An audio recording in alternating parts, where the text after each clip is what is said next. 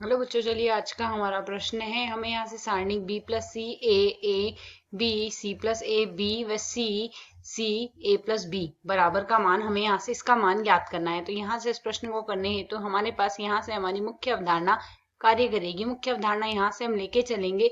यहाँ से यदि हम सारणी की प्रारंभिक संक्रियाएं लगाएंगे तो उसकी सहायता से हम मान ज्ञात करेंगे। तो जैसे हम यहाँ से पहली पंक्तियों से R1 से प्रदर्शित करें तो R1 को लिखने का तरीका, हम R1 में से R2 प्लस R3 को घटा देंगे।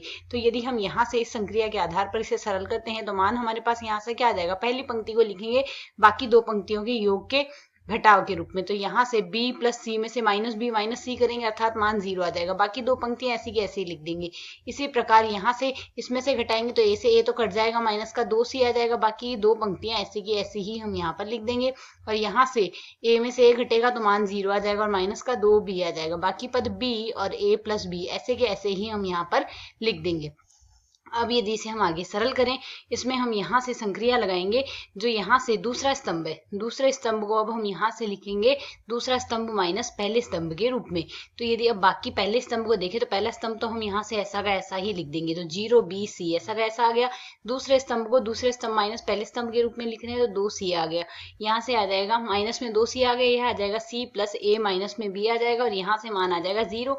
और तीसरा स्तंभ ऐसा का ऐसा आ गया, माइनस का 2b b और a प्लस b के रूप में यहाँ पर आ गया है।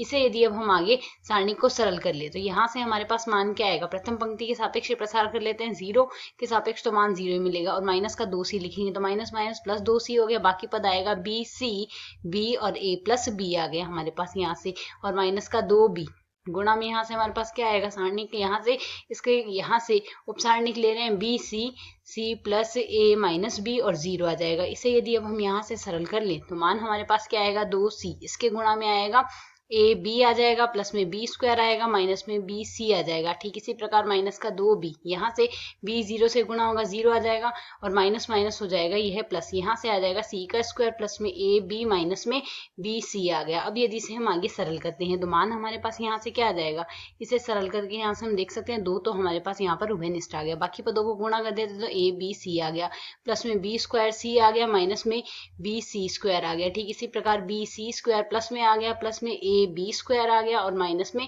बी स्क्वायर सी आ गया। तो यदि अब हम यहाँ से देखें तो हमारे पास बी स्क्वायर सी से बी स्क्वायर सी कट जाएगा और यहाँ से बी सी स्क्वायर से कट गए परस्पर आपस में, और बाकी पद हमारे पास यहाँ से क्या आएंगे, यह हमने यहाँ से गुणा किया है। यदि हम यहाँ से देखें यह c आ रहा है हमारे पास, a गुणा c, इसी प्रकार यहाँ से यह आ जाएगा a गुणा b गुणा c।